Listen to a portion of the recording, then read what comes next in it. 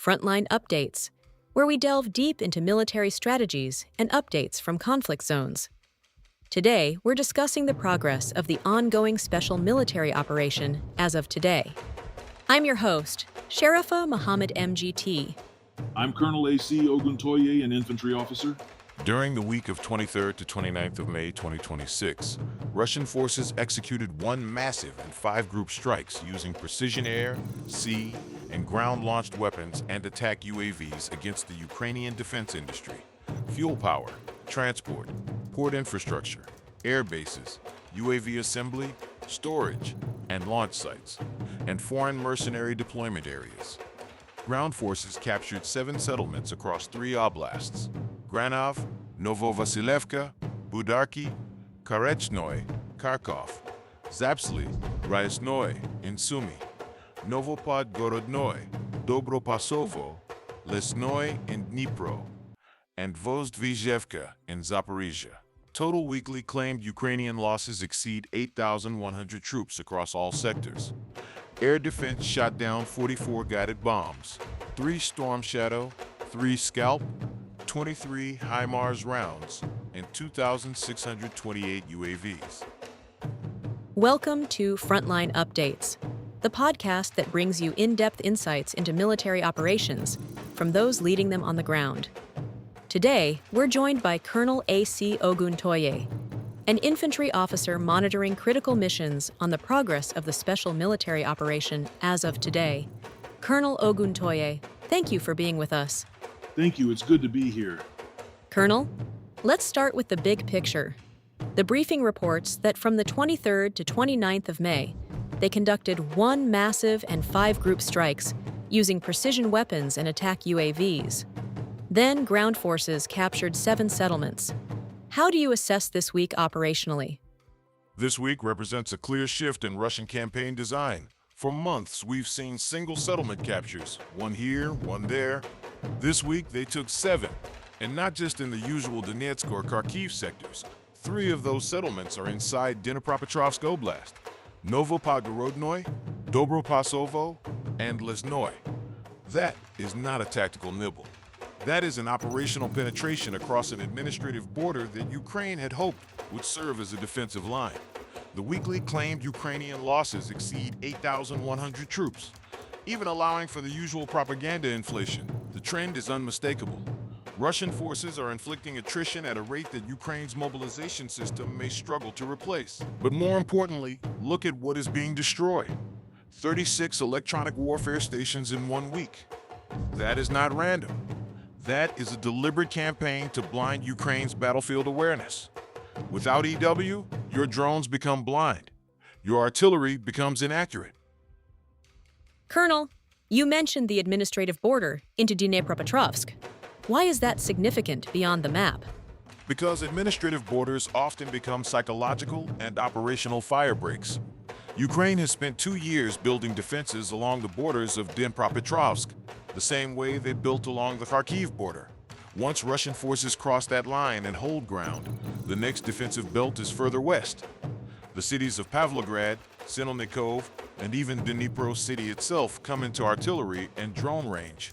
So the capture of Novopodgorodnoy, Dobropasovo, and Lesnoy is not about the villages themselves, it is about the arrow pointing west. Every kilometer gained compresses Ukraine's strategic depth. And with the Dnieper River as a natural barrier further west, losing ground east of the Dnieper is doubly painful, because you cannot easily retreat across the river under fire. Let's go sector by sector. Start with the North Group, the Northern Front, covering Kharkiv and Sumy. They captured Granov, Novovasilevka, Zapsly, Ryaznoye over the week, plus Budarki and Karechnoye in the last 24 hours. That's 6 settlements in Kharkiv and Sumy. What is the operational logic here? 2 things simultaneously. First, they are expanding the buffer zone north of Kharkiv city. Granov, Novovasilevka, Budarki, Karechnoye, these are all in Kharkiv region, south of the Russian border. Each capture pushes Ukrainian artillery and drone launch sites further, from Belgorod and closer to Kharkiv. But second, and more importantly, they are fixing Ukrainian reserves.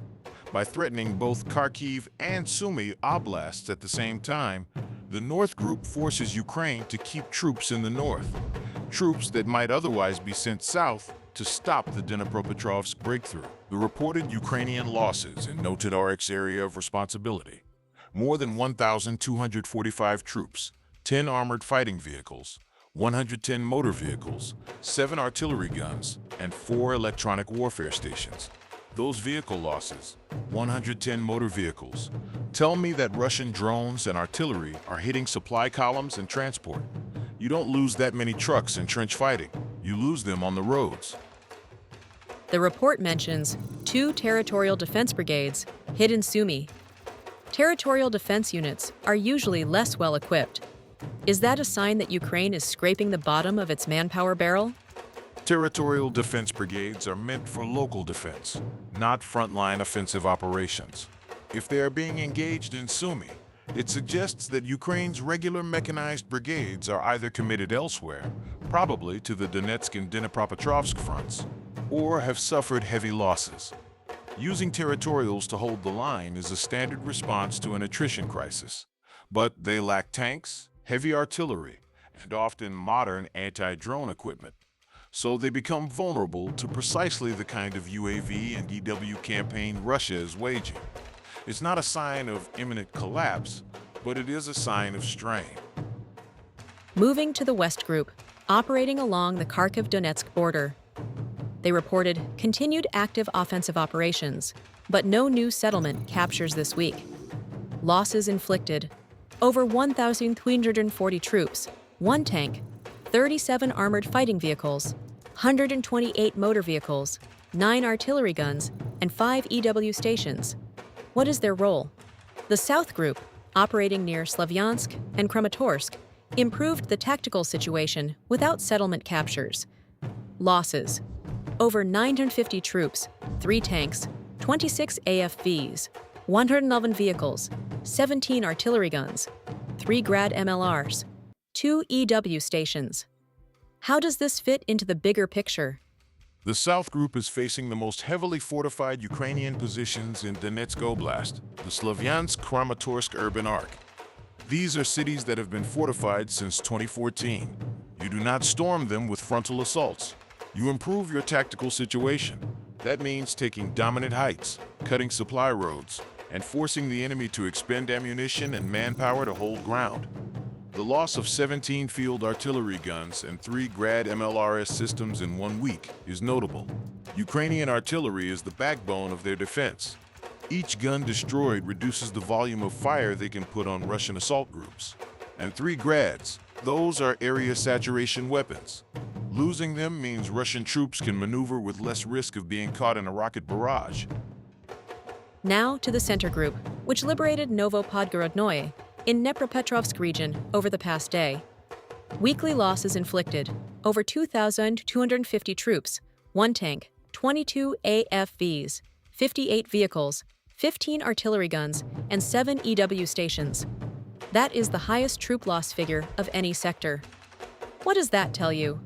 2,250 enemy casualties in 1 week. That is over 300 per day. That is not skirmishing. That is sustained offensive combat. They are assaulting prepared defenses, probably along the line from Belitskoye, Kucherov Yar, Rayskoye, Vodianskoye, which we saw in previous reports, and now they have broken through to Novopodgorodnoye inside Dnipropetrovsk. The destruction of 7 EW stations in this sector is critical. Center Group is fighting in the Donetsk-Dnipropetrovsk border zone, which is open farmland with scattered villages. Without EW, Ukrainian defenders cannot effectively jam Russian reconnaissance drones. That means Russian artillery and attack helicopters can operate with near real-time targeting. And that explains the high casualty figure. When you can see every Ukrainian position and they cannot blind you, you kill a lot of people. The East Group liberated Vostvyzhevka in Zaporozhye, plus Dobropasovo and Lesnoye in Dnipropetrovsk. That's 3 settlements. Weekly losses: over 1,070 troops, 16 AFVs, 49 vehicles, 4 artillery guns. This seems to be the other main effort. Can you compare the center and east groups of forces? Center and east are the two pincers. Center is pushing from the Donetsk side into western Donetsk and southern Dnipropetrovsk. East is pushing from Zaporozhye northward into the same oblast. They are converging, in effect, on the area between the Dnipro River and the Donetsk salient. East's capture of Vozdvizhevka and Zaporozhye is significant because it secures the southern flank of their advance. Then Dobropasovo and Lesnoy, both in Dnipropetrovsk, show they are moving northwest. The 1,970 troop losses inflicted suggest they are meeting fierce resistance, but they are still advancing. The 16 armored fighting vehicles destroyed. That is more than Center's one tank. That indicates that Ukrainian mobile reserves may be counterattacking in this sector. If you are a Ukrainian commander and you see Russian forces crossing into Dnipropetrovsk, you throw your available armor at them to stop the penetration. Those 16 AFVs are the price of those counterattacks, and they failed. The Dnipro Group, operating in Zaporozhye, near Orkhov and Preobrazhenka, inflicted losses of over 375 troops, 5 AFVs, 70 vehicles, 3 artillery guns, and, strikingly, 18 electronic warfare stations in a single week. That's half of the week's total of 36 EW stations. What is happening here? This is the most revealing number in the entire report. 18 EW stations destroyed in one sector in 1 week. That is not a random byproduct of fighting.